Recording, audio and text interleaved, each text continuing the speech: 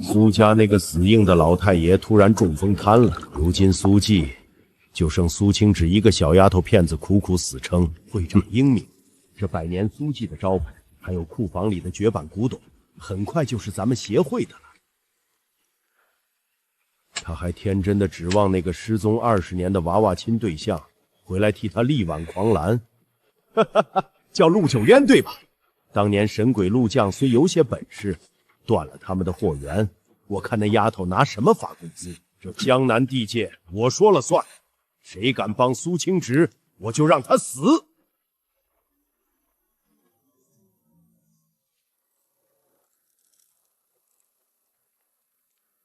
阁主，江南那边传来确切情报，江南古玩协会联手，彻底磕断了苏记古斋的货源。协会那些地头蛇是看上了苏家的百年基业。苏老太爷瘫痪在床，如今全靠苏清芷小姐一个人顶着所有压力。苏小姐态度如何？苏小姐寸步不让，宁可去变卖私车，也绝不低头签那份收购协议。她甚至对外放话，苏记大掌柜的位置，她要留给当年定下婚约的那个人。整整20年了，世人皆以为我陆家覆灭，唯有她还在死守当年的一句承诺。展信，推掉下个月所有的国际拍卖会行程。阁主，您这是要亲自插手江南的局势？滴水之恩，当涌泉相报。既然江南古玩界容不下苏记，那我便亲自去走一趟。属下立刻去安排私人专机，通知九鼎会在江南的分部全部进入待命状态。既然苏小姐还在等我，那我就要看看谁敢动我陆九渊的未婚妻。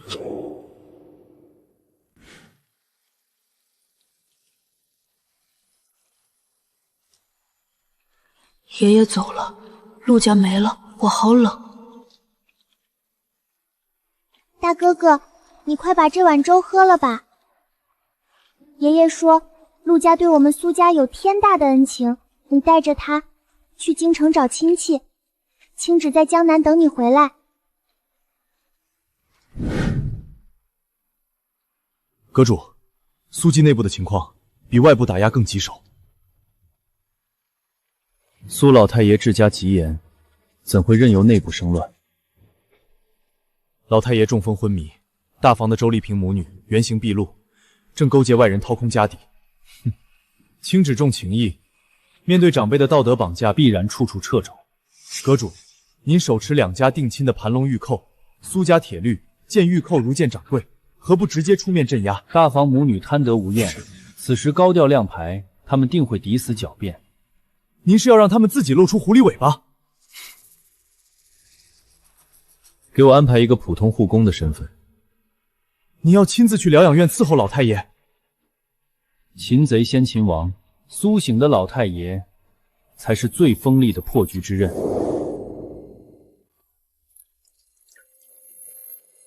清芷，老头子在特护病房，每天烧掉上万块，苏记账面连工资都发不出了，你还要死撑？钱会长亲口答应了，只要你在这份股权转让书上签字，立马打款300万救命。300万买断苏记，这是趁火打劫。库房里随便一件宋代官窑都不值这个价，放肆！你口口声声保招牌，心底里不就是贪恋大掌柜印章？还真以为那个失踪20年的娃娃亲对象能回来救你？做梦！爷爷定下过铁规，见盘龙玉扣如见大掌柜，只要玉扣不现世，我绝不让苏记毁在你们手里，哪怕去借高利贷，医药费我绝不欠1分。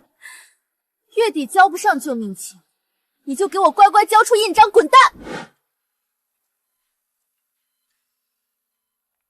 苏爷爷，晚辈陆九渊回江南看您了。师传刺穴之术，疏通主脉，定能强行恢复神智。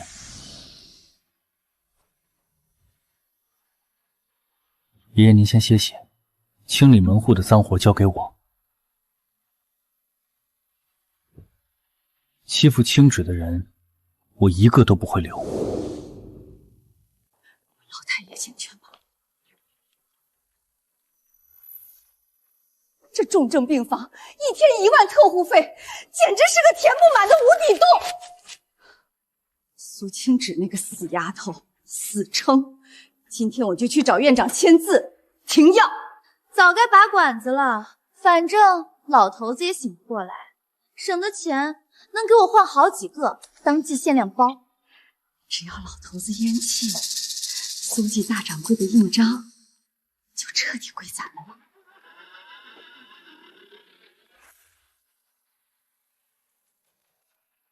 没长眼啊！哪来的穷酸家属敢挡道？弄脏我10几万的高定风衣，你赔得起吗？是你走路不看路，与我何干？还敢顶嘴！信不信我叫保安打断你的腿？这是陆家的盘龙玉扣，老爷子定过死规矩，见玉扣如见掌柜。只要这陆家废物拿他跟苏家女完婚，就能名正言顺接管全部家产。婉儿闭嘴，别对客人大呼小叫。这位小兄弟，小女娇生惯养，不懂规矩，千万别往心里去。我看你这枚玉扣包浆浑厚，不知先生尊姓大名？行不更名，陆九渊。陆九渊，苏清池苦等20年的未婚夫，居然没死！原来是神将陆先生的后人啊！九渊啊，真是大水冲了龙王庙。您是？我来江南不久，你怎么会认得我？哎呀，听说你这些年吃了不少苦，这次下江南有何贵干？只为一件事，20年前风雪长街一碗热粥之恩，两家长辈定下的白首之约，我今日来兑现了。老太爷定过死规矩，见盘龙玉扣如见大掌柜。只要这小子认定了苏家女完婚，交出玉扣，就能名正言顺开启祖传保险柜，绝不能让苏清芷拿到玉扣。这泼天的富贵和百年基业，必须全落在我女儿的手里。哎呀，老天有眼啊！清芷，你这傻丫头还愣着干什么？苦等了整整20年的九渊哥哥，他活着回来了！浓妆艳抹，满身铜臭，这对母女竟敢在我的面前演这种偷梁换柱的低劣把戏。当年风雪中那个眼神清澈纯善，宁死也要护我周全的小女孩，绝不可能是这副令人作呕的嘴脸。妈，你是不是吃错药了？他明明是个……清芷，你高兴傻了是不是？玉扣啊，你们定亲的那个盘龙玉扣。对啊，信我，只要骗到他手里的那枚玉扣，这百年苏记的大掌柜印章，还有后院库房里的珍贵古董，就全都是我的了。九渊哥哥，你终于回来了。抱歉，我身上的衣服太脏，怕弄脏了你的高档外套。你知不知道，这些年我一个人撑着苏记，被那些老油条欺负的有多惨？我每天都在盼着你回来给我做主啊！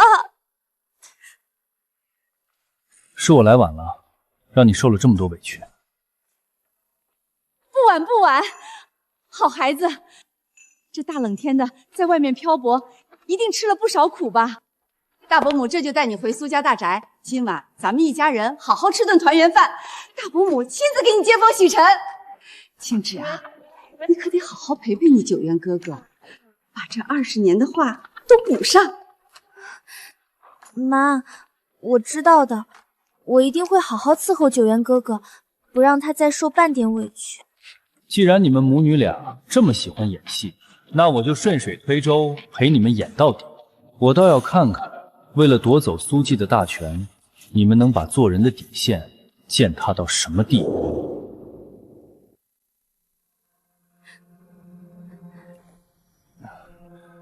昨晚阿姨一直劝酒，我喝得断片了，到底发生什么事了？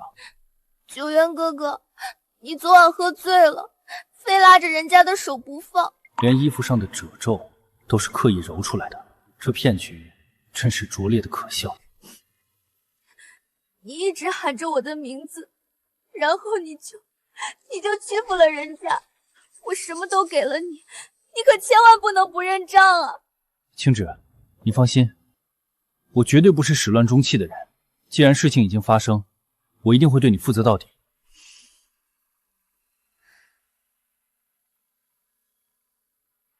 九渊哥哥，口说无凭呀。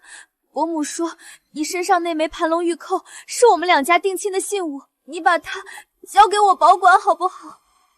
既然你开了口，这信物本就该交由你保管。玉扣到手了，百年苏记的家产现在全都是我苏婉儿的了。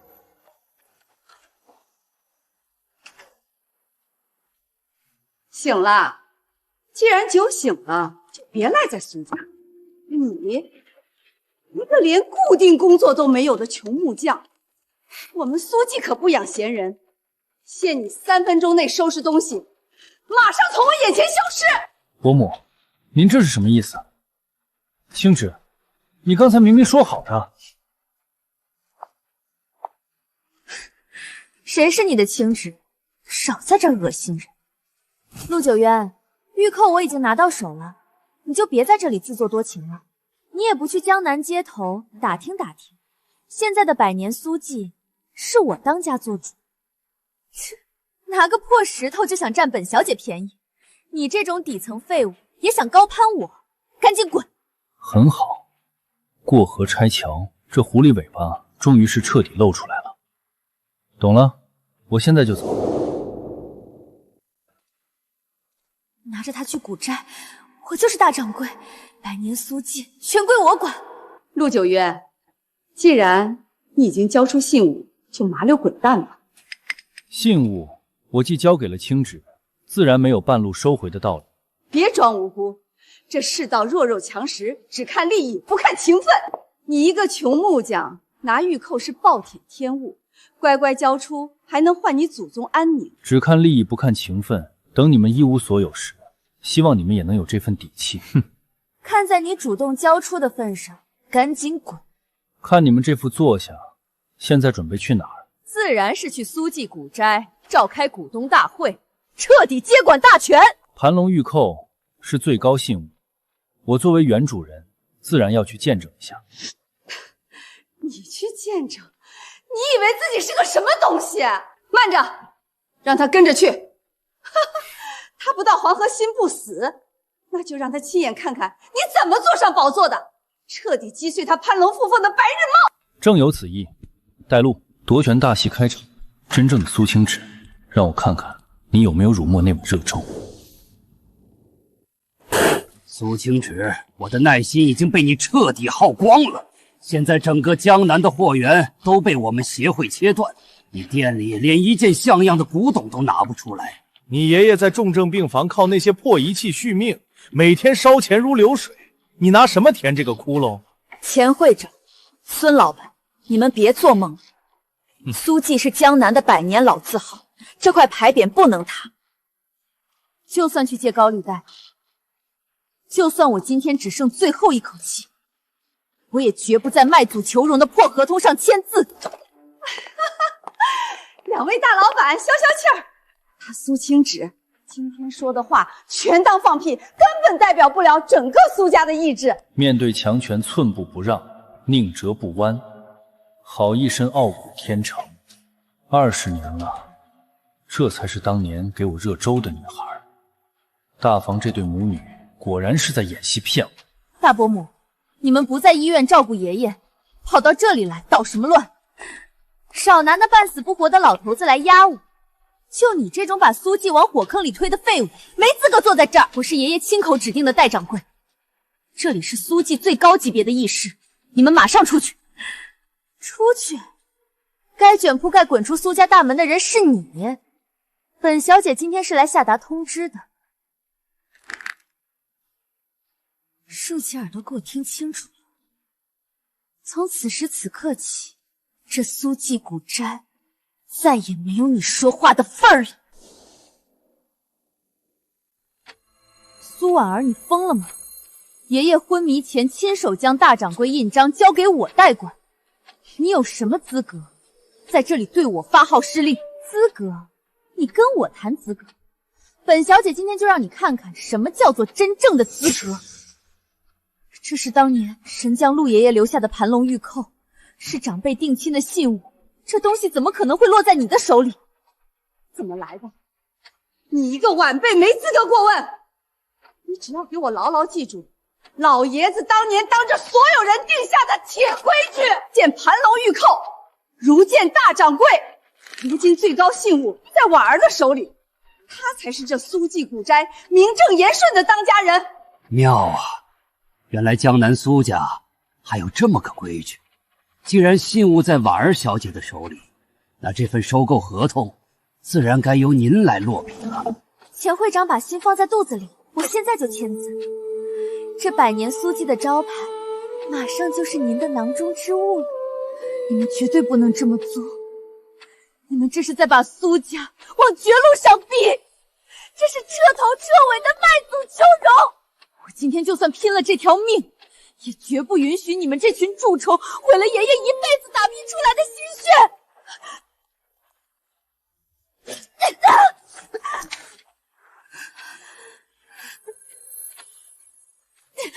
你们规矩就是规矩，苏清芷，你现在连老太爷定下的规矩都不放在眼里了吗？苏家留不得你这种大逆不道的东西。识相的就赶紧把大掌柜印章给我交出来，然后马上卷铺盖滚出苏记的大门，别在这里碍本小姐的眼。婉儿小姐，别管那个不长眼的疯丫头了，痛快点，赶紧把字签了，咱们早点钱货两清。爷爷，清纸真的没用，我连您留下的最后一点骨血都护不住。苏记的百年基业，今天真的要断送在我的手里了吗？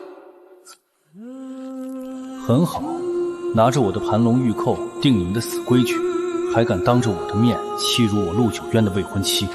既然你们把这破规矩抬到了天上，那我就用你们最引以为傲的规矩，亲手送你们下地狱。婉儿小姐，别废话了，只要签下名字，300万的现金立马打入大房账户。你们这是强盗行径，爷爷就算在九泉之下，也绝对不会放过你们。认命吧！如今大掌柜的信物在我们手里，苏记轮不到你做主。钱会长把心放在肚子里，本小姐现在就签字。这份卖祖求荣的合同你签不了，苏记的印章你也绝对拿不走。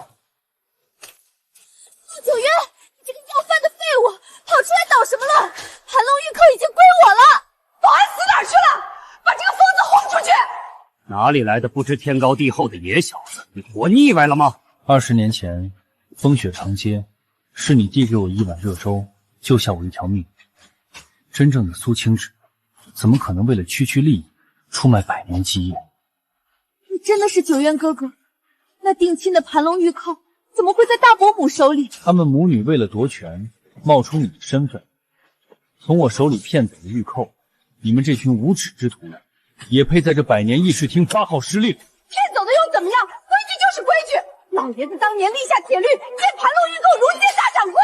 现在最高信物在婉儿手里，这苏记就是我们大房说了算。老太爷定下的规矩大过天，他现在半身不遂，躺在重症病房，就是个活死人。今天这苏记，本小姐卖定了，天王老子来了也阻止不了。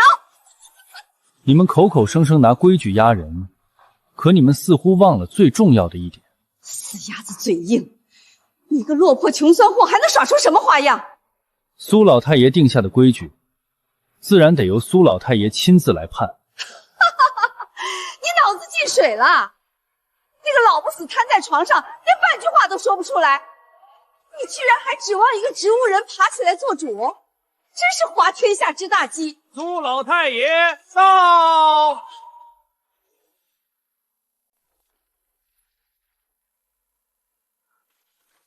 这绝对不可能！医院明明说永远醒不过来了，你们居然敢把重病人偷出来，这是犯法的！陆九渊，肯定是你伙同外人监视了老太爷。老太爷现在神志不清，你想挟天子以令诸侯是不是？我这把老骨头还没死，你们就急着卖祖宗基业？周丽萍，你真是教出了一个好女儿！完了，老头子醒了，苏家再也没有我们的立足之地了。这不可能！爷爷，您终于醒了，请旨没用，差点没守住咱们苏记的百年招牌。好孩子，爷爷心里明镜似的，这段日子苦了你了啊！这老东西突然醒了，这下全完了，赶紧溜！钱老板，这场戏还没看完，你想去哪儿？误会，这全都是天大的误会。婉儿，把盘龙玉扣摘下来交换回去。你伙同母亲冒名顶替，欺瞒恩人，丢尽了苏家脸面。从今天起，你们母女在苏记的所有职务全部革除。不，这玉扣是陆九渊亲手交给我的，规矩是您定的，见玉扣如见大掌柜，这玉扣就是我的。既然你还要讲规矩，那陆某便好好教教你。盘龙玉扣乃我陆家之物，我赠与苏家，只为报一饭之恩。你既非当年风雪中救我之人，这馈赠自然全都不作数。拿来，还给我，那是我的东西。拿着不属于你的东西，也敢在这儿大言不惭。拿着它，从今往后，苏记的大掌柜名正言顺，唯你一人。真是好一出骨肉相残的大戏。老太爷，既然醒了，咱们就打开天窗说亮话。账面欠我们的3000万货款，今天必须结清。按行规，货款年底结算，是你们串通提前抽贷。哼，规矩是人定的。苏记现在连一件压堂货都拿不出，我们怕你们破产跑路，提前收账有错吗？爷爷，您刚恢复，千万别动气。你们这群吸血鬼，是要把我们往死路上逼。拿不出3000万，明天我就让商会带着执法队贴封条，查封铺面。钱会长是吧？既然提行规，我们就按古玩界的规矩办。陆九渊，你个落魄木匠，懂什么规矩？哼，你算老几？这里哪有你说话的份儿？我代表苏记正式接下商会的斗宝局，明日正午就在这苏记大堂开启斗宝。若苏记拿不出压堂货，这块牌匾我亲手摘下来送你们。但若我赢了，商会所有的欠条当场作废。九渊哥哥，这可是押上祖宗基业的死契。哈哈，好，哈哈哈，3000万赌一块破牌匾，你自己找死！江南懂行的师傅早被我高薪挖空了。看你明天能从垃圾堆挖出什么破烂镇场子！苏记明天就要彻底毁在这个废物手里了，库房值钱物件都被变卖了，去哪找价值千万的压堂货？有我在，牌匾天王老子也摘不走。带我去废料库。这里积压了100年，都是历代掌柜修复失败的残局。明天就是斗宝局，根本找不到值钱的压堂货。那可未必。胎骨铁黑，釉面如星，这是宋代建窑曜变天门章残片，当年碎成了36块，大罗真仙也拼不回去。别人修不了的死局，我能破。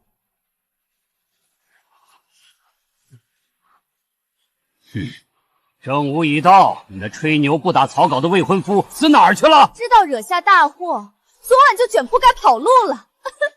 真以为一个破木匠能救苏家，简直贻笑大方。既然拿不出压堂货，马上把苏记的牌匾给我砸了！一群跳梁小丑，也敢在苏记聒噪？苏记的压堂货就在这里。哼！裂纹竟然是用纯金丝线完美缝合的，失传100年的游龙金扇，这怎么可能？假的，绝对是他拿地摊货骗人。对炸重聚有如星河，这是真正的神迹啊！江南无人能修，那是破规矩，限制了你们的眼界。今日我就让你们这群井底之蛙见识见识，什么才是真正的古董修复界神将大家的底蕴。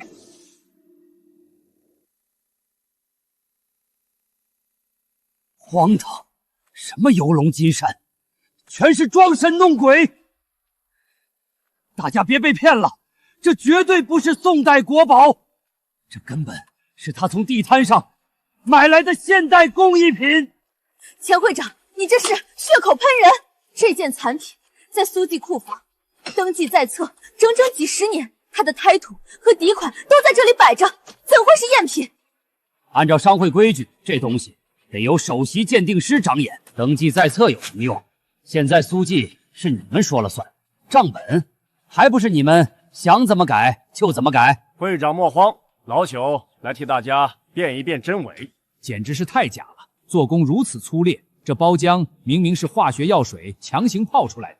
这缝合裂纹的金线根本就是廉价的劣质铜漆。李师傅，您是行里泰斗，怎能跟着他睁眼说瞎话？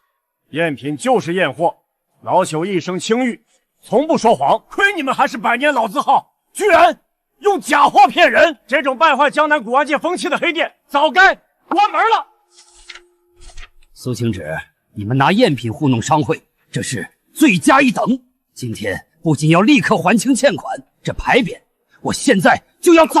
以假乱真，指鹿为马，真是一出好戏。钱会长，这就是你引以为傲的江南规矩。没错，在这儿江南古玩界的1亩3分地，我钱某人的话就是不可违逆的铁规矩。来人，立刻把这件破烂给我狠狠摔碎，把苏记的牌匾给我彻底摘下来。老板发话了，这就给他摔个粉碎！住手！谁也不准碰苏记的东西！谁敢动这件国宝，全都给我住手！这不是省博的陈老泰斗吗？您怎么大驾光临了？哎呀，陈老，什么风把您这尊大佛吹来了？苏记拿赝品糊弄人，我们正准备清理门户。陈老，您评评理，这破烂肯定是骗人的。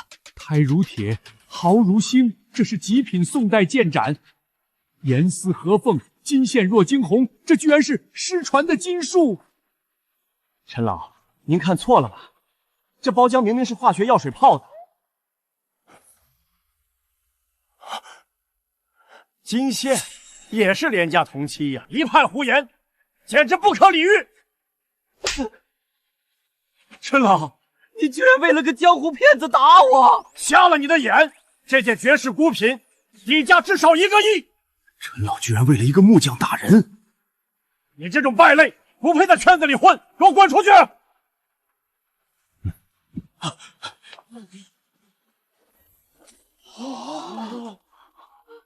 晚辈眼拙，不知大宗师当面，多有冒犯，请恕罪。国宝重见天日，实乃古玩界之大幸。大宗师，这绝不可能，他只是个落魄小子。钱会长，1个亿的压堂货就在这儿，这江南古玩界的铁规矩，我算彻彻底底守住了吧。陈老，就算这东西是真的，那又怎样？远水解不了近渴。钱会长，事实摆在眼前，这件宋代剑窑的底价至少1个亿，这远超苏记欠商会的3000万，你还想胡搅蛮缠到什么时候？江南商会有商会的铁规矩，只认现金，不认物件，白纸黑字写得清楚。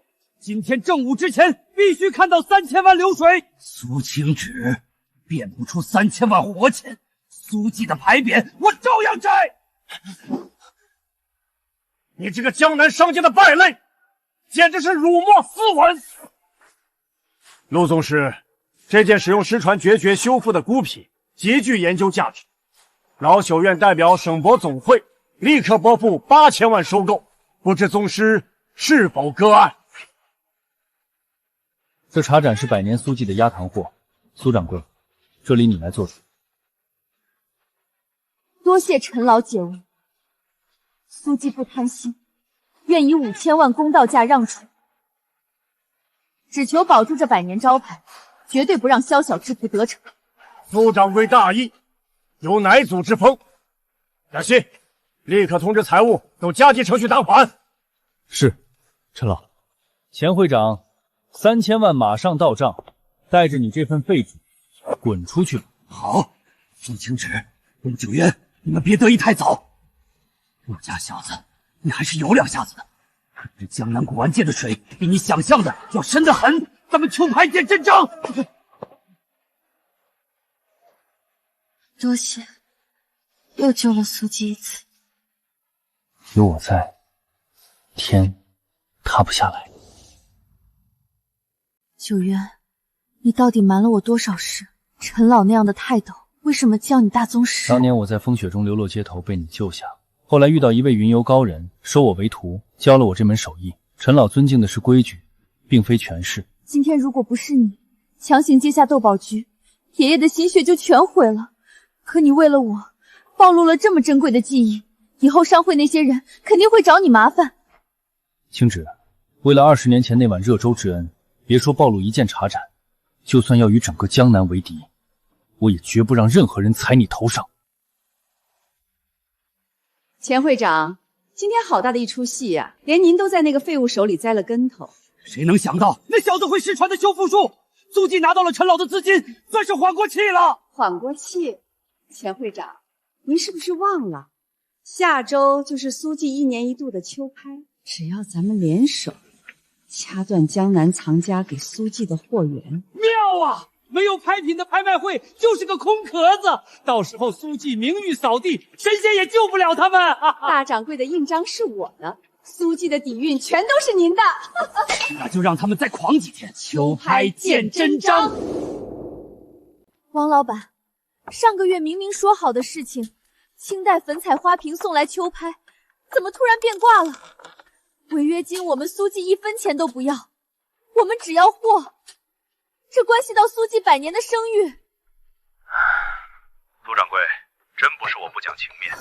昨天钱会长下了江南商会的通杀令，谁要是敢把东西送去苏记委托拍卖，就是跟整个江南的古玩圈作对。我拖家带口的，实在是不敢得罪他们啊，对不住了。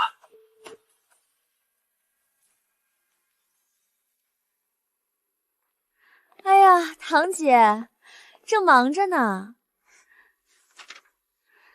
听说咱们苏记的秋拍名录到现在连5件像样的东西都没凑齐，这可怎么向外面的客人交代啊？苏婉儿，你还有脸来？苏记也是爷爷的心血，你们联合外人断苏家的后路，晚上睡得安稳吗？堂姐，我这可是为了苏家好，现在是个讲实力的社会。钱会长发话了，只要你肯低头，主动让出大掌柜的位子，交由我们大方打理，货源马上恢复。就凭几件破铜烂铁的威胁，也想让青芷低头？你们大房是不是太高估自己的分量了？你一个羞破烂的，在这装什么大尾巴狼？没有误解，后天我看你们拿什么办秋拍。到时候苏记的牌匾怕是不用别人摘，你们自己就得嫌丢人砸了。九月，所有的渠道都被封死了，没有拍品，这场秋拍就是个死局。难道爷爷100年的基业真要败在我的手上吗？死局？只要我站在这里，苏记的天就塌不下来。这是什么？江南商会不给供货，我们就用自己的东西砸碎他们的封杀令。对不起，爷爷，我还是太没用了。现在连一件像样的展品都拿不出，没有拍品，苏记的资金链明天就会彻底断裂。青芷，我说过，只要有我在，苏记的天就永远塌不下来。这次不一样，江南商会的通杀令已经传遍全城，大藏家宁可违约赔钱，也不敢得罪钱会长。我们没有能压住的重器了。明天一早，那些媒体就会把苏记变成全城的笑柄。江南的藏家不来，不代表这天下就没有藏家。你只管把秋拍的请柬发出去，不仅要发，还要把牌场做到最大。你有办法弄到货源？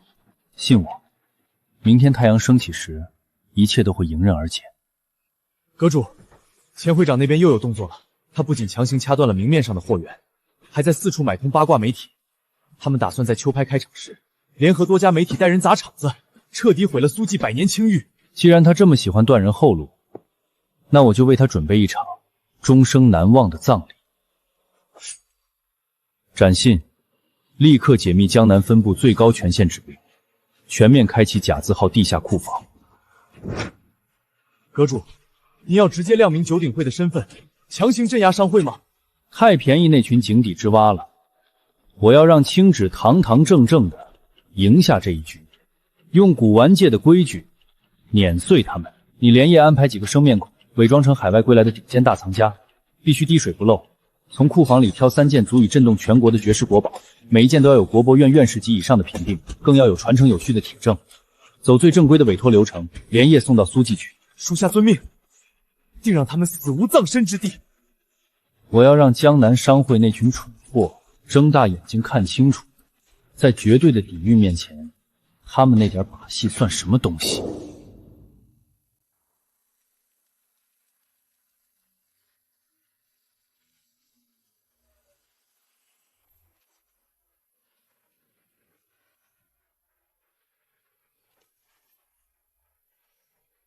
请问哪位是大掌柜？我受家中长辈所托，有2件绝世物品想委托秋拍。哪来的土包子？还绝世物品？怕不是收破烂的。先生放心，苏记规矩严明，绝不辜负所托，请您展保。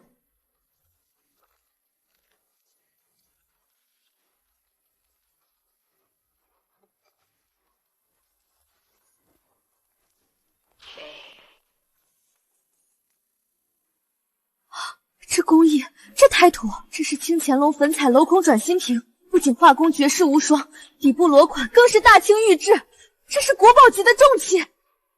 苏掌柜好眼力，外面传言苏记没落，我看倒是名不虚传。东西交给你们，我放心。大家别被他骗了，现在整个江南没人给他供货，这肯定是他找人演戏，从潘家园弄来的现代高仿。苏婉儿，你不学无术就不要在这里丢人现眼。这转心瓶的釉面有历经100年自然老化形成的蛤蜊光，内瓶镂空利用古代水力驱动驼机雕刻，有着不可逆的手工生色感，现代机器根本无法复刻。这位先生敢拿来拍卖，自然有真金不怕火炼的底气。你一个连蛤蜊光都认不全的废物，在这里大呼小叫，是想砸了江南商会的招牌，还是想报警说我们诈骗？你们给我等着，秋拍那天要你们好看。九渊，有了这2件重器，我们的秋拍有救了。阿贵，明天就是秋拍，用备用钥匙把库房里那个真品转心瓶换成我给你的高仿品。大小姐，这要是被大掌柜发现，我可是要进局子的。这东西太贵重了。你怕什么？钥匙就在你手里，神不知鬼不觉。明天东西一上拍，全城都会知道苏青只卖假货，到时候我看他拿什么翻盘。他自己都自身难保，谁有空查你？做完这单，我真能拿10万走人。做完这单，你直接回老家盖别墅去。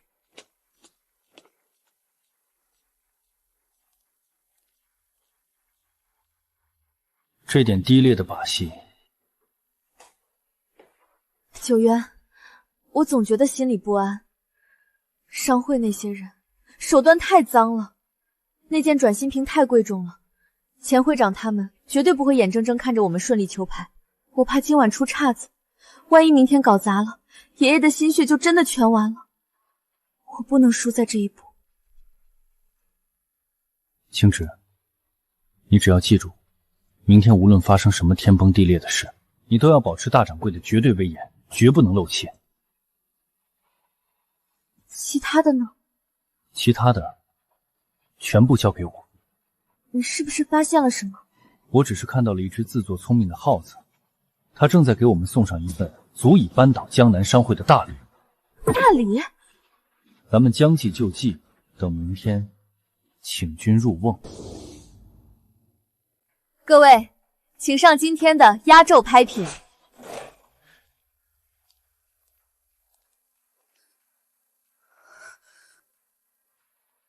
苏掌柜，好大的排场啊！弄得神神秘秘的，别是骗人的吧？我们江南商会特意来开开眼界。苏记100年信语，真金不怕火炼，不劳费心。揭开红绸。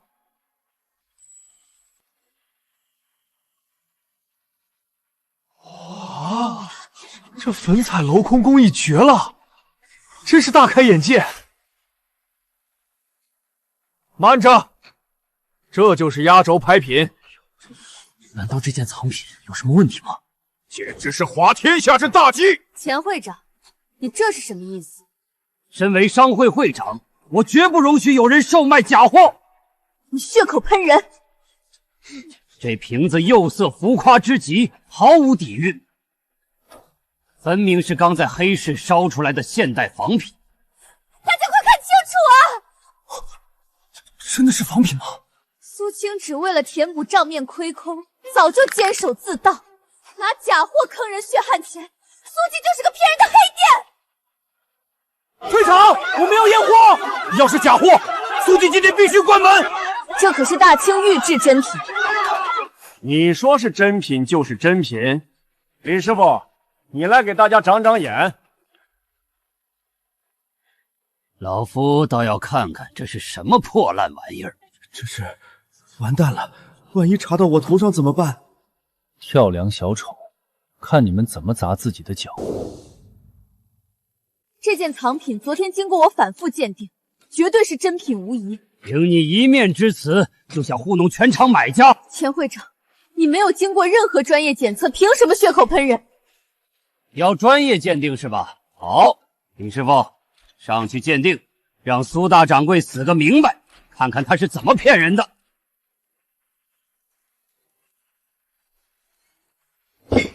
粗制滥造，底部的刻款分明是现代极光的雕刻痕迹，内部也根本没有古法拉胚的纹理。我以我30年的从业名誉担保，这就是个彻头彻尾的赝品。退钱，封杀苏记，这简直是明目张胆的欺骗！不可能，昨天我亲自看过的蛤蜊光和微雕都在，怎么会变了？苏青芷，你现在还有什么话说？按照商会规矩，售卖假货，苏继续立刻查封。你作为大掌柜，准备进去蹲几年吗？全完了，他们怎么做到的？终于等不及要收网了。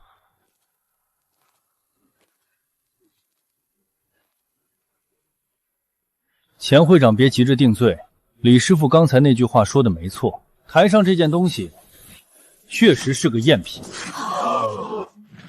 这小子傻了吧？竟然自己承认了！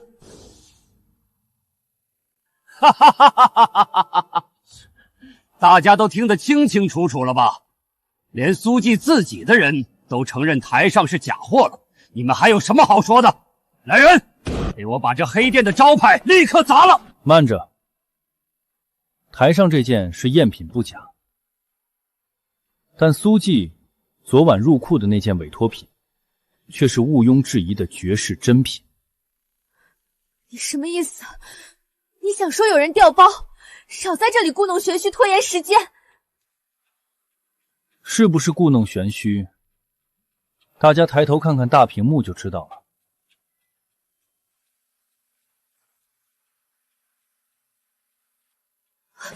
完了，库房四角怎么会有监控？不仅如此，海外委托人为防有心之人动手，早在真品底座内部预留了专属隐形印记。哼，而这件赝品干干净净，这纯属你们苏家内部的争权夺利，这与我江南商会毫无关系，是吗？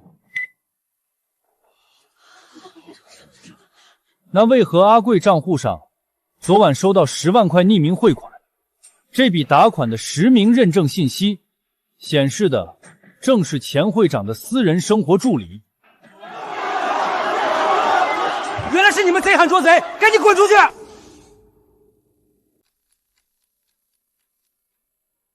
接到实名举报，你们涉嫌重大商业欺诈，请回去配合调查。妈，救我！我这都是为了咱们大房，你们不能抓我！钱会长，戏演砸了就想走？那件被你们调包的真品，最好在明天日落前完璧归赵，否则商会会长的位子你也坐到头了。山水有相逢，姓陆的，你别太上狂。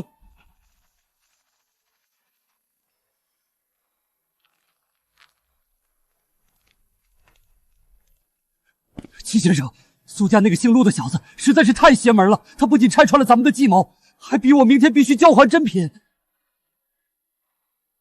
还，不仅要还，还要敲锣打鼓的还回去。这怎么行？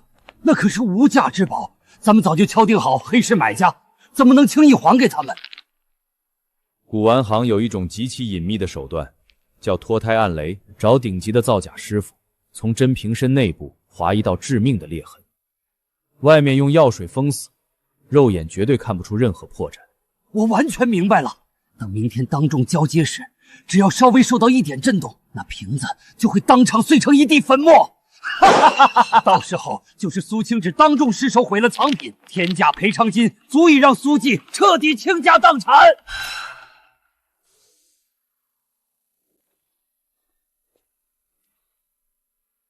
苏掌柜，按陆先生的吩咐，我亲自把这尊转心瓶送还了。之前的调包都是手下人不懂事，我已经把他们全部开除了。这纯粹是一场误会，希望咱们两家以后还能继续和气生财。钱会长既然愿意迷途知返，苏记自然不会刻意为难你。不过苏记按规矩办事，当面验货，咱们绝不拖欠。这是自然，这东西贵重的很，请苏大掌柜好好长眼。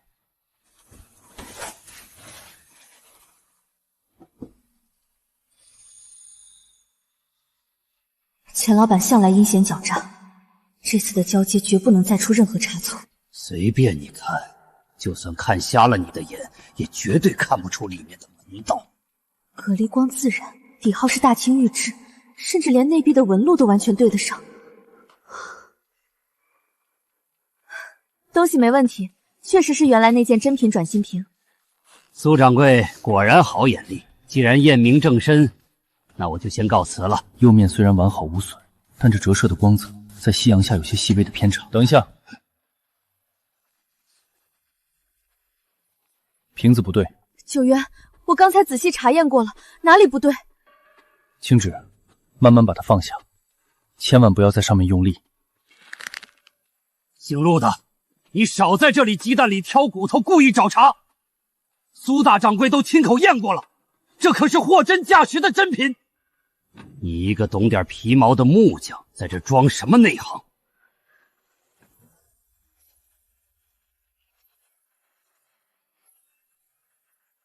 怎么会这样？我明明连碰都没有用力碰它，怎么就碎了？哈哈哈哈哈！苏清芷，你竟然当众摔碎了绝世国宝转心瓶，这是你自己失手打碎的，与我江南商会毫无关系。这么名贵的重器，你准备好倾家荡产来赔偿这笔天价吧？原来是用了脱胎暗雷这种阴损手段。苏清芷，你睁大眼睛看看你干的好事！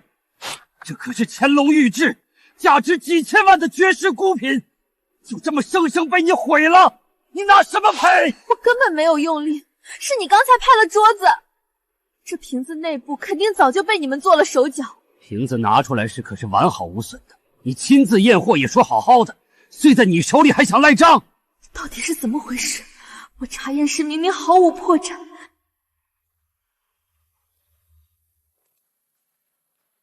钱会长，出了什么事儿？生这么大火？齐先生，您可是省城高层，您给评评理。苏记毁了天价国宝，现在还想反咬一口。苏掌柜，行有行规，既然东西是在你手上碎的，这损失自然得苏记来赔。看在同行面子，赔个5000万现金，或者把苏记的地契交出来抵债。你们这是做局，这是明火持账的抢劫！少废话，拿不出钱，今天就封了你的铺子！好一个天衣无缝的脱胎暗雷局，这小子怎么会看破这失传的暗雷局？你们真以为这点下三滥的手段能瞒得过我的眼睛？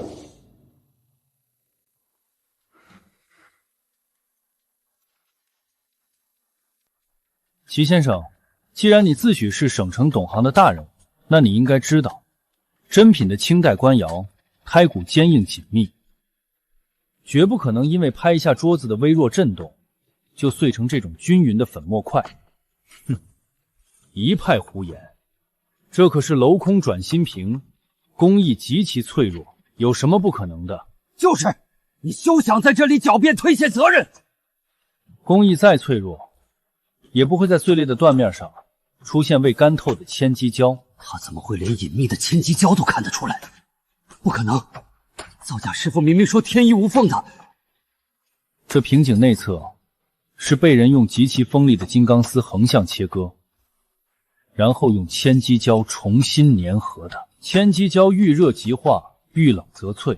钱会长，你送来之前在冰柜里冻了它多久？你血口喷人！谁会用这种手段去毁一件国宝？因为真正的国宝早被你们调包卖去了黑市。你们是用一件极其逼真的高仿赝品做了这个暗雷局，企图一石二鸟，彻底讹诈苏家。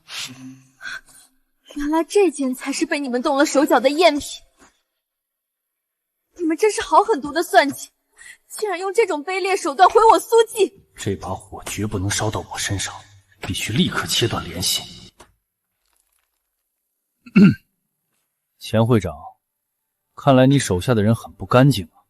齐先生，你这种败坏行业风气的事，我省城总会绝不姑息。你如此下三滥的手段，简直是江南商界的耻辱。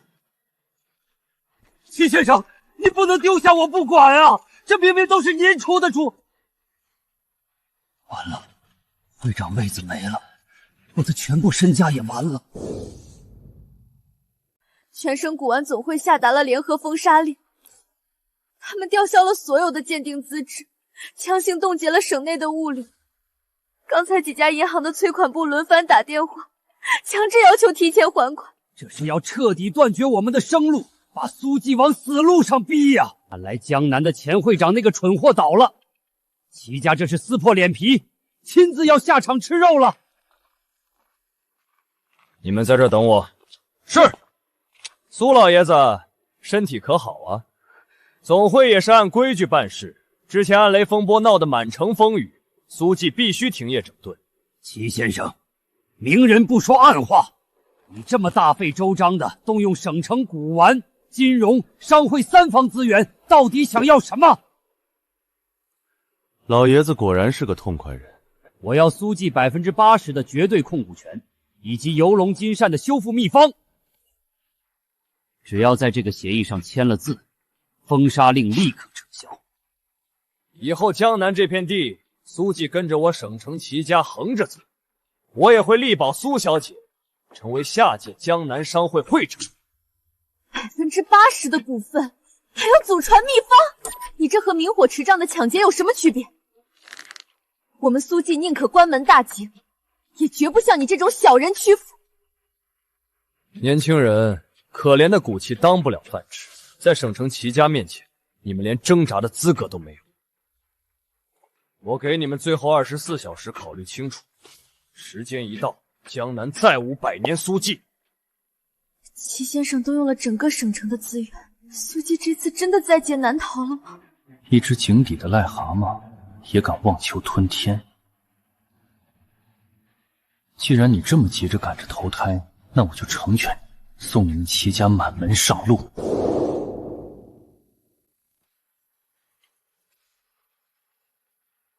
齐家的全省封杀令已经下达，他们不仅彻底断了江南的货源，连带苏家的所有银行贷款也会在明天一早被强行催收。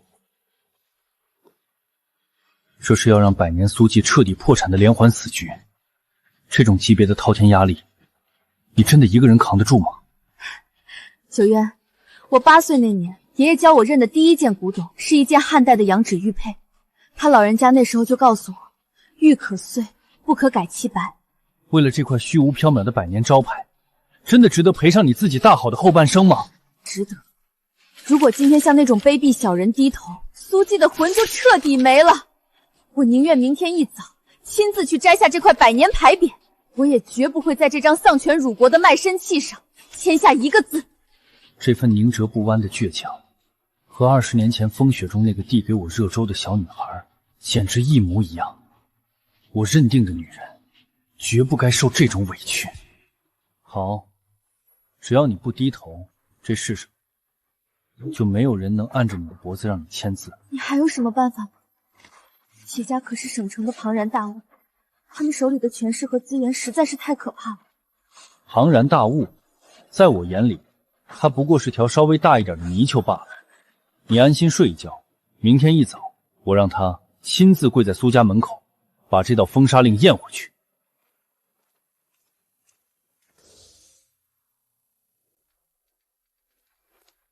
阁主，齐家动用了最高权限，明天日出一到，苏记的资金链就会断裂。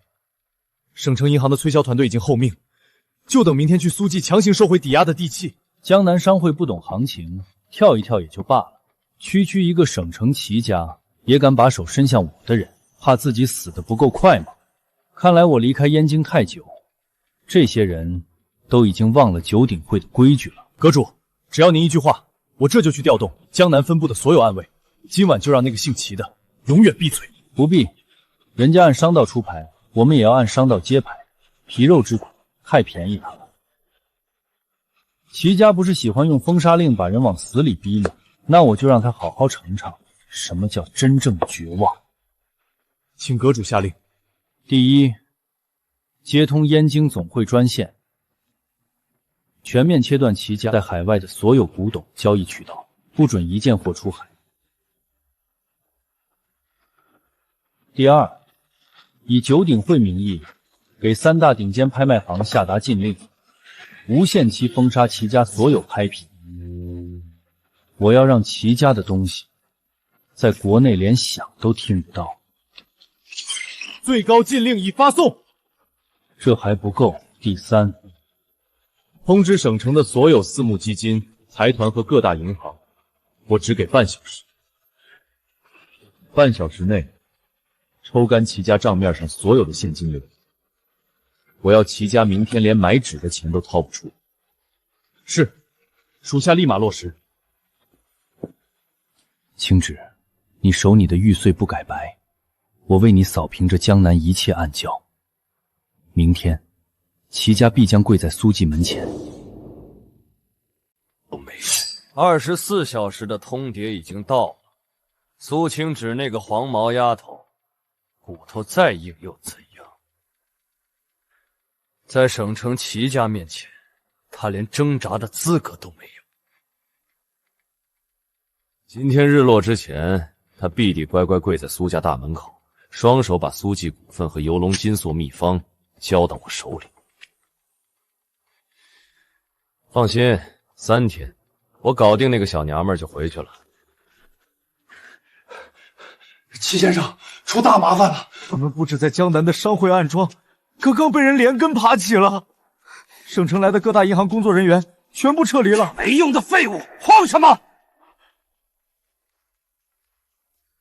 几家小银行撤了就撤了，天塌下来有齐家顶着。老爷子向来不轻易打电话，今天怎么回事？爸，您老人家怎么亲自打电话了？苏记那块风水宝地，我马上就给您拿下了。这个逆子，你到底在江南得罪了哪路神仙？爸，您这话什么意思？我在江南只是对付一个小小的苏记，没招惹别人。对付苏记，你知不知道齐家天都要塌了？就在刚才短短的10分钟里。10分钟，省城到底发生什么事了？国内3大顶尖拍卖行联合下达最高级别禁令，齐家所有的拍品被无限期全面封杀，一件件都上不了台。3大拍卖行同时下禁令，这绝不可能。还不止，海外所有古董渠道也全被斩断了。海外渠道可是咱们花了20年的底牌，到底是谁有这么恐怖的能量？刚刚省城所有钱庄和银行同时翻脸抽贷，半小时抽干了账面最后1分钱，我们破产了。破产？100亿资产的齐家就这么没了？对方只留了一句话。什么话？因为你动了绝对不该动的人。苏清之背后竟然藏着这种级别的大人物。九渊，我这就去交门面钥匙。百年基业毁在我手了，我太不甘心了。急什么？会有人跪在门外求你。苏掌柜，陆先生。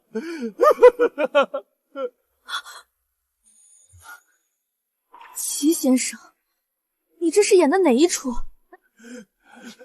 是我瞎了眼，求两位火祖宗高抬贵手，留条活路吧。陆爷，我马上撤销所有封杀令，只要您开尊口，齐家江南产业随时双手奉上。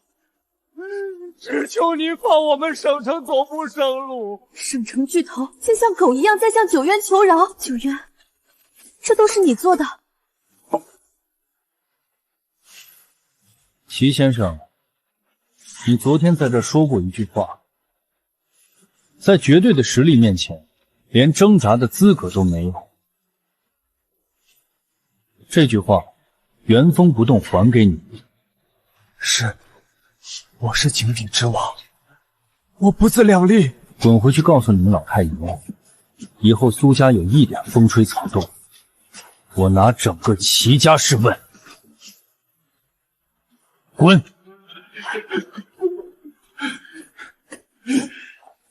九渊，你到底是什么人？你只需要知道，我是你丈夫。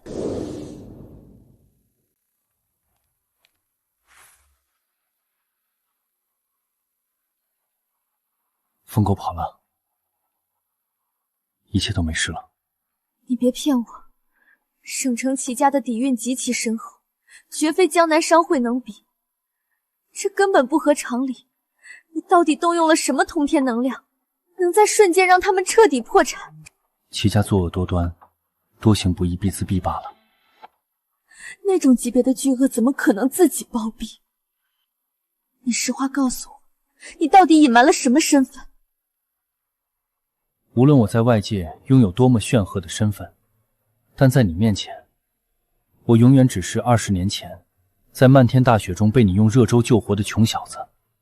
那碗粥的恩情，我此生不敢忘。20年前的事情，你竟然一直记在心里。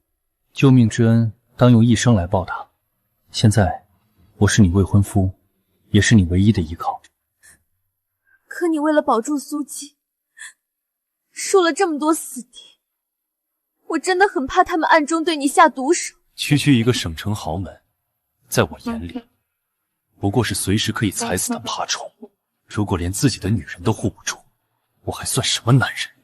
谁敢碰苏姬一下，我就让谁家破人亡，九族尽灭，天王老子来了也不行。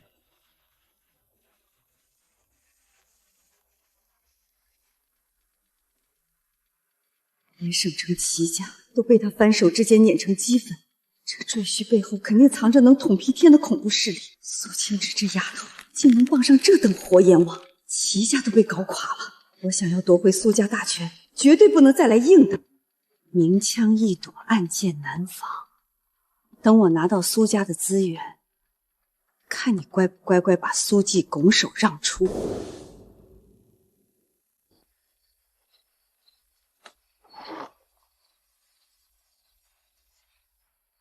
苏清之，你以为找个有背景的野男人就能坐稳大掌柜的位子？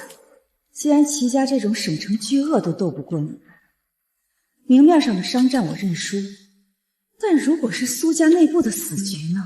我看你们那通天的背景能不能管得了家务事。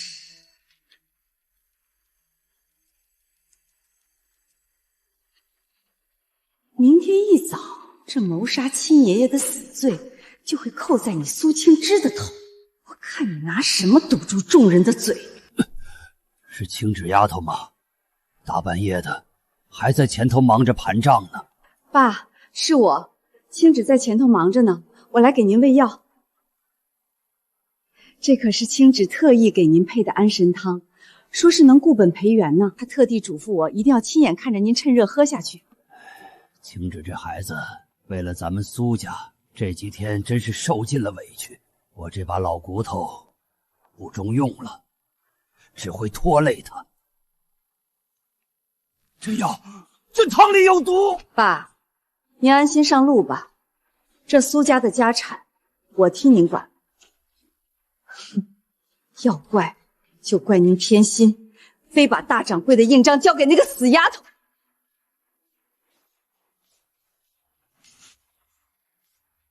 杀人了！苏晴芷给老爷子下毒了，大家快来看看！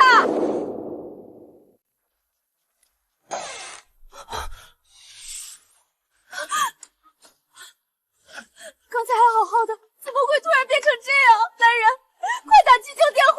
爷爷不行了！你还有脸叫爷爷？你这个丧尽天良的毒妇！大伯母，你到底在胡说什么？我怎么可能害自己的亲爷爷？这碗安神汤是你亲手熬的，老爷子喝了一口就倒地抽搐。我看你就是做贼心虚，怕老爷子醒过来，查清你掌管苏记期间的烂账。你血口喷人，那只是一般的安神药，我熬好后直接端过来的。这期间只有你碰过这碗药，肯定是你动过手脚。内藏重地，平时只有你一个人进出，不是你下的毒，难道是我吗？你为了独吞庞大的家产，连血脉继亲都不放过，简直猪狗不如！今天我就要代表苏家的列祖列宗，彻底清理门户，马上把掌柜的印章交出来！爷爷生死未卜，他不但不救人，竟然只顾着抢夺大权。把你的脏手给我拿开！别！姓陆的，你这个吃软饭的倒插门！你想包庇这个杀人犯吗？我现在就报警，把你们这对狗男女全抓起来！报警？求之不得。我现在就替你报，等警察来了，法医一验便知，这碗汤里到底藏着什么夺命的毒药。顺便也好好查一查，这满地的瓷碗碎片上究竟留着谁的指纹？指纹？糟糕，刚才下药太急，根本没戴手套。你们这对狗男女就是想合谋害死老爷子，霸占苏家财产！闭上嘴！如果耽误了抢救时间，你就是第一责任人。等警察来了，故意杀人的罪名你背定了。有我在，爷爷绝对不会有事，我向你保证。我相信你，九渊，你一定有办法的。只要我站在这里，就算是阎王爷亲自来勾魂，也休想从我手里把人带走。毒入心脉，必须立刻封住胸口深藏大穴，强行逼出毒血。青芷，退后2步。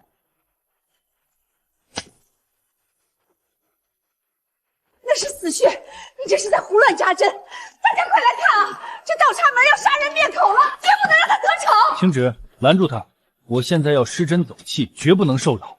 谁敢靠近半步，后果自负！大伯母，你给我站住！九渊在救爷爷，你如果再敢上前一步，我今天拼了这个条命，也绝不放过你！你这个疯丫头，你竟然敢对我动手！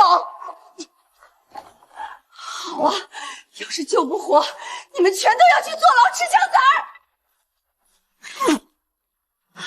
爷爷，你吐血了，你醒了！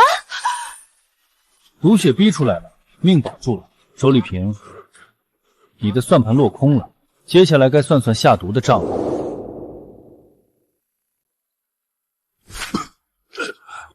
爷爷，你终于醒了，真是吓死青芷了。这怎么可能救得回来？南星草，极其罕见的心血管禁药，无色无味。禁药？我开的药方里绝对没有这一味药。当然没有，这药是别人刚刚加进去的。那也是他熬药时不小心混进去的。毒药都是他一手包干的，跟我有什么关系？不见棺材不掉泪。南星草粉末极细，遇水即溶。刚才你慌乱倒药时，不可避免沾染了粉末。看看你的右侧袖口，这是灰尘，是我不小心蹭到的墙灰。现在拍已经晚了。老太爷昏迷前，这屋里只有你一个人，这药碗的边缘根本没有青纸的任何指纹。你这个蛇蝎心肠的毒妇，刚才分明是你亲手喂我喝的毒药。爸，不是我，这都是天大的误会，你们这是在合谋陷害我。阁主，隐形探头已经拍下了全部画面，为老太爷安全，我在走廊加装了监控设备。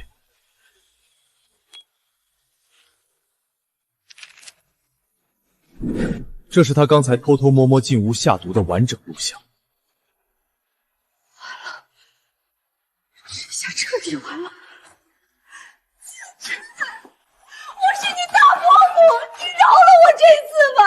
展信，把人带走，直接移报警局。遵命。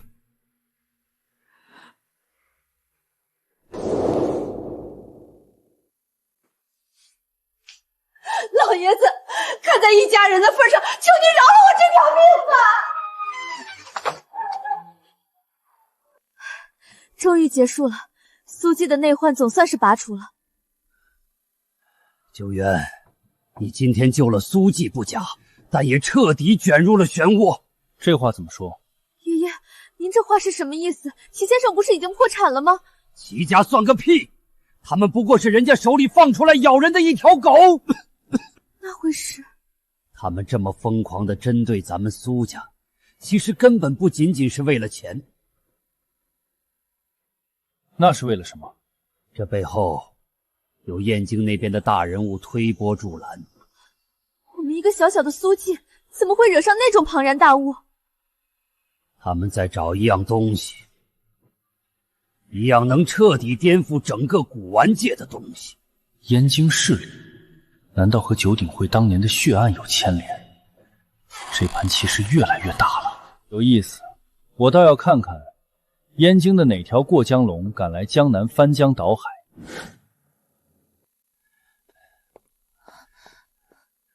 青芷，齐家和周丽萍这般疯狂打压我们，甚至不惜对我这个老头子下毒，并不单单是为了苏记这块百年招牌，那是因为是为了苏家世代守护的一件东西。爷爷，我们家还有什么宝物，值得燕京的大人物这么大动干戈，甚至不惜要了您的命？九渊，暗格机关就在床榻左侧，你把它打开看看就知道了。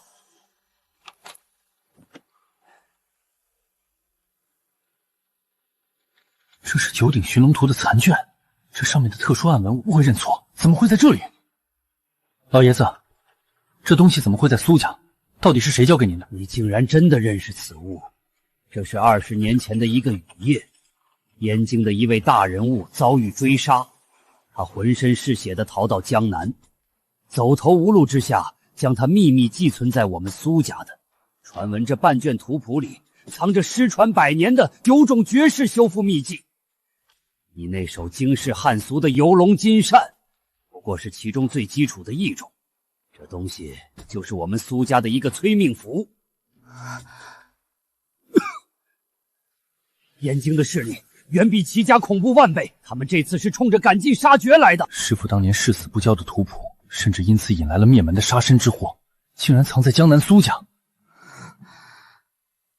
齐家不过是燕京总会那群老不死的走狗，这笔血债今天终于有线索了，我绝不放过。这半卷图谱是不是极其危险？燕京的人一定不会善罢甘休。我们把它交出去好不好？我只要你平平安安的。青芷别怕，有我在，这图谱本就该属于我，谁也抢不走。既然燕京那些人想要我的命，那我就在江宁给他们设一个天大的死局。哼，我倒要看看他们有几个胆子来。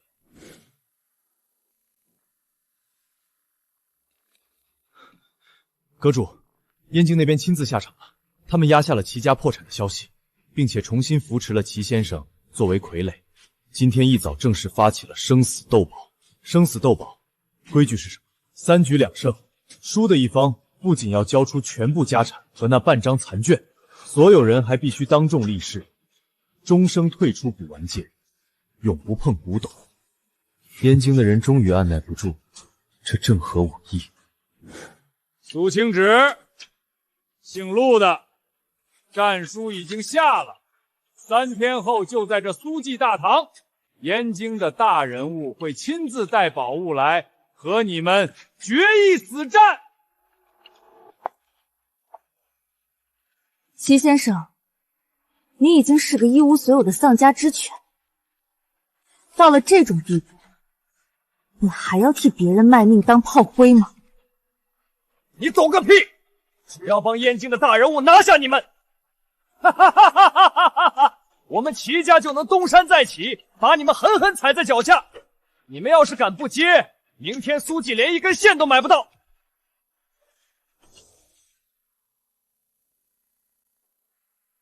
你回去告诉他们，这斗宝局我们苏记接了。哈哈哈，有种！我倒要看看你们那个什么游龙金扇，在燕京真正的底蕴面前是怎么粉身碎骨的。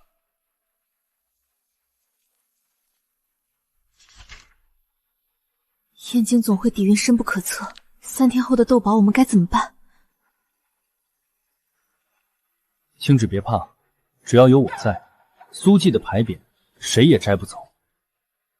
既然燕京的人想玩，那我就陪他们玩一场颠覆玩界的死局。3天后，我要让燕京的人跪着滚出江南。不在这里，连残卷的线索都没有。这些常规的修复古法根本赢不了燕京总会的人，他们既然敢下生死斗宝的战术，手里肯定有传说中的绝世古董。我们拿什么斗？青芷，去休息吧，临时抱佛脚是没用的。燕京那些老狐狸底蕴深厚，最终筹策不及，生死局的出题绝不会在这些普通的市面古籍里。就算是失传百年的修复秘技，在我眼里也不过是雕虫小技，根本不值一提。我怎么睡得着？那是只手遮天的燕京顶级势力啊！九渊，我知道你医术通神，古董修复手段厉害，可这次不是几千万的债务纠纷，燕京总会这是下了死手，要把百年苏家连根拔起，要把你彻底踩死在这个死局里。青芷，难道连你也不相信我？燕京那些人心狠手辣，如果你在斗宝局上输了，他们绝对会要了你的命。我宁可不要这大掌柜的位子，不要苏记的百年招牌，我只要你平平安安的活着。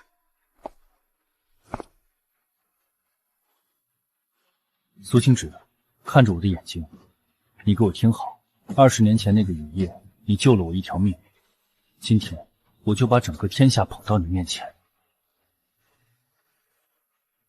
区区几个燕京的跳梁小丑，敢来江南撒野，还不配让我陆九渊输。燕京总会的那些老不死的，正好借这次机会，我把新仇旧恨跟你们算个清楚。九渊，你到底还有什么通天的底牌？青芷，别问了，闭上眼睛好好睡一觉。明天我会让你亲眼看到，你选中的男人究竟站在怎样的高度。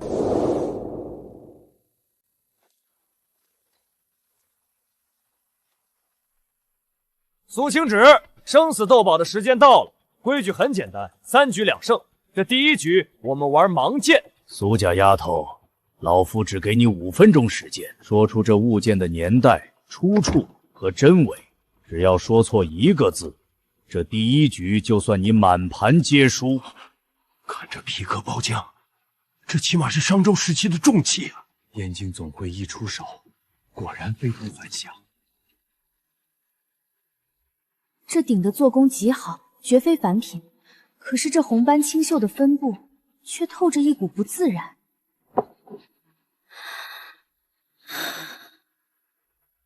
这尊鼎的铜质偏黄，红斑绿锈完全浮于表面。虽然铭文是商代晚期的金文字体，但底部的铸模痕迹明显存在现代工业的翻砂技艺，所以我断定这是一件高仿的赝品。哈哈哈哈哈哈！苏清芷，你真是个彻头彻尾的草包！这可是燕京博物馆借出来的商代晚期司母新鼎的副鼎。你一个江南乡下来的井底之蛙，竟然敢说它是赝品！老夫还以为苏季有什么通天本领，原来是个不知天高地厚的笑话。赶紧交出残卷，关门滚蛋吧！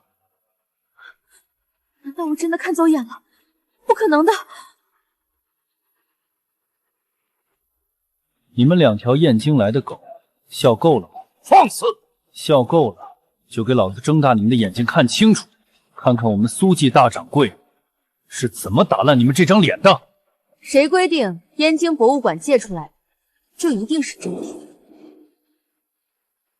爷爷曾教过我文铜之法，真品青铜器深埋地下千年，必然带有一股厚重的土腥气，而这种化学药水催生出来的绿锈，只会有一股极其刺鼻的酸味。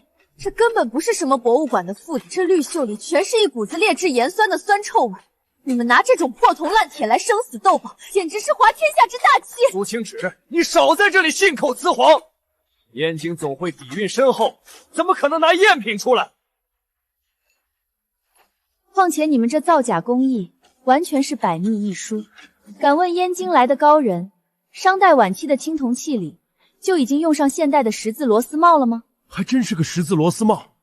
苏掌柜这眼力太神了，第一局稳赢啊！这怎么可能？燕京的大人物绝对不可能在这种地方失手。好一招微观巡辖，没想江南这偏僻地界还有这么毒的眼睛。第一局算你苏季赢。九渊，我保住苏家第一局了。临危不乱，眼光独到，我的女人本就该如此耀眼。苏家丫头，别高兴得太早，刚才不过是开胃小菜。这第二局我们不比鉴定，我们比真正的硬实力，我们比修复。是唐代导灵图的残卷，这可是稀世国宝，你们简直疯了！怎么会被毁成这副样子？少废话，这第二局比的就是你们苏季吹上天的修复术。限时3个小时，要是修不好，损坏国宝的千古骂名，就由你们全盘背下。没错，修复国宝可是签了死契的。你们要是不敢接，今天就立刻滚出江南。要是接了没修好，苏季今天就得身败名裂，连个落脚的地方都留不住。你们这根本就是不可能完成的死局。绢本画极其脆弱，又被这么浓的墨汁彻底渗透，还要拼接几十块极小的碎片。别说区3个小时，就算给顶金团队3个月，也绝对无法复原。你们这是明目张胆的谋杀！完了，这是一个根本无解的死局。燕京的人仗着权势，强行把苏家往绝路上逼呀！师父当年誓死守护的东西，竟然被当作赌器随意毁坏，这群人简直罪无可恕，用极其珍贵的传世国宝来设局坑人。你们燕京总会的人还真是一如既往的无耻，连脸皮都不要了吗？放肆！你算是哪里来的狂妄小子，敢对燕京总会大放厥词！少在这里拖延时间，不敢接就立刻跪下认输，马上把半卷图谱和苏家家产完完整整交出来。3个小时，太久了。修这幅画，我只需要半个小时，就足够把你们的脸打肿。青芷，准备滚水和明矾溶液，把苏家祖传的那套极品羊毫排比拿来。东西都在这儿了。千万要小心。别白费力气了，这唐代捣炼图的绢本早已脆弱不堪，如今又被老夫用特制的浓墨彻底浸透，绢丝纹理全毁。今天就算是神仙下凡，也别想让这幅国宝重见天日。苏清旨，这就是你找来的靠山，简直是个笑话。等半小时一到，你们苏家就得乖乖交出残卷，身败名裂。燕京的井底之蛙，今天就让你们开开眼。疯了！用明风水洗绢本，这完全是外行手法。这浓度和温度稍有偏差，整幅古画瞬间就会化为飞灰。不，这绝对是幻觉！他怎么可能做到这种事？是天水洗画，这是传说中早就失传的天水洗画之术。就算洗掉了墨迹，那几十块碎片也绝不可能接上。废话真多，睁大你们的眼睛看好，那把刀的暗金材质，还有刀柄上的图腾，那纹路不可能，这绝对不可能！你到底是谁？半小时，1分不多，1分不少。活了！被毁坏的国宝竟然被他救活了！这是真正的神迹啊！我们见证了历史。完了，彻底完了！燕京总会不会放过我的。九渊，你真的赢了，你保住了苏家的招牌。障眼法，这全都是你搞出来的障眼法，老夫绝对不信！你一个江南地界的野小子，绝不可能懂这种通天神技。燕京总会派来的所谓高人，也不过如此。你既然是燕京那边派来的核心人物，难道连这九鼎会至高无上的阁主信物，你都不认识了吗？老先生，您到底在怕什么？他就算会点修补手艺，也就是个修古董的。咱们可是代表燕京总会，难道还压不住一个江南的破落户？咱们根本没输！蠢货！你给我闭上你的臭嘴！你想把我们所有人都害死在这里吗？老先生，你竟然打我！他到底拿了个什么破刀把你吓成这样？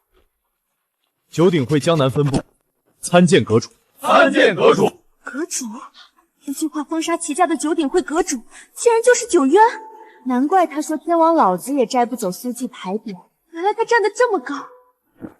我竟然一直在跟九鼎会阁主作对，齐家彻底完了。燕京分会外围执事不知道阁主降临江南，冒犯天威，求阁主饶小人一命。是谁借给你们的雄心豹子，敢打着燕京总会的旗号来江南抢图，甚至还敢动我的女人，把她逼到绝境？真以为我陆九渊脾气很好啊？阁主饶命啊！都是总部的几个长老指使的，他们想瞒着您吞并那半卷残图，小人只是个跑腿的棋子啊！跑腿的棋子也敢在江南狂吠？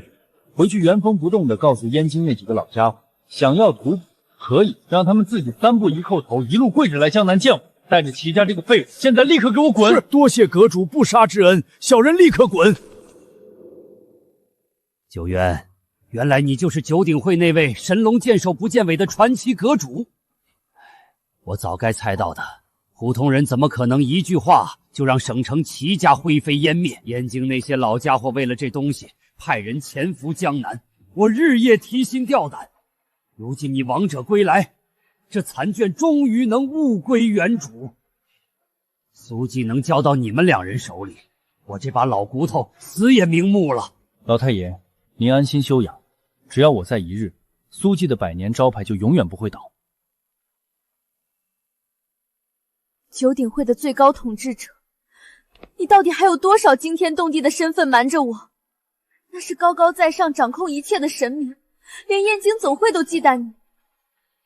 你拥有这么恐怖的权势，为什么还要屈尊降贵，来我们这个濒临破产的苏记受委屈？神明又如何？通天的权势又如何？青芷，难道你真的忘了吗？20年前那个大雪天，20年前的大雪天，那年我陆家惨遭叛徒杀害，我被仇家追杀的奄奄一息，倒在苏家门外的巷子里，是一个扎着马尾的善良小女孩，是她偷偷递给我一碗热腾腾的白粥，给了我一条命。如果没有那碗粥，现在的九鼎会阁主早就冻死在那个街头了。那卷残图是我师父留下的唯一遗物，你爷爷冒死替我守了他20年，而你也替我守了20年。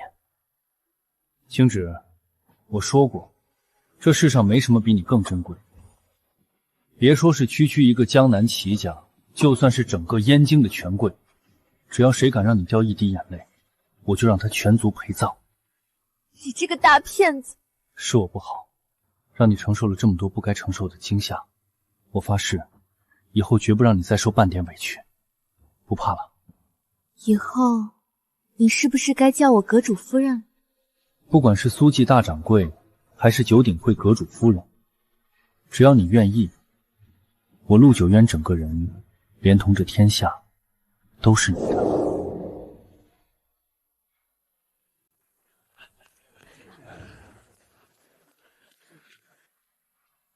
阁主，燕京那几个起疑心的长老已经被按门规彻底废除修为，终生不得踏出燕京半步。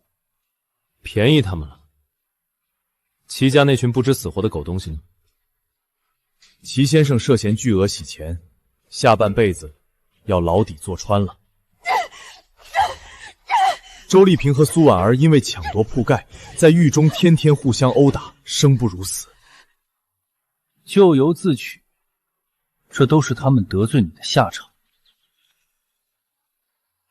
苏大掌柜，从今往后，这江南古玩界的规矩全凭苏记定断。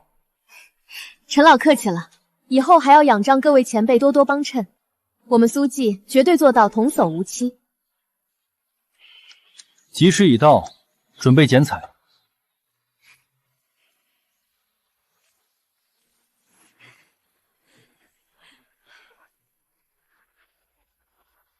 大掌柜，你今天真美。陆宗师也不赖啊，以后你不仅是我的未婚夫，还是我们苏记的首席修复师了。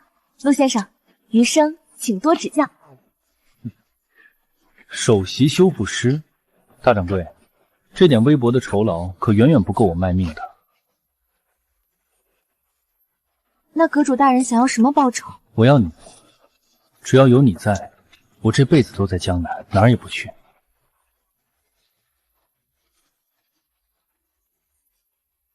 恭喜百年苏记重展江南，苏大掌柜威武！在这场江南烟雨中，有些规矩被无情打破，有些规矩被霸气重塑，历经风雪考验，百年苏记洗尽皮华，终于迎来了真正的盛世长歌。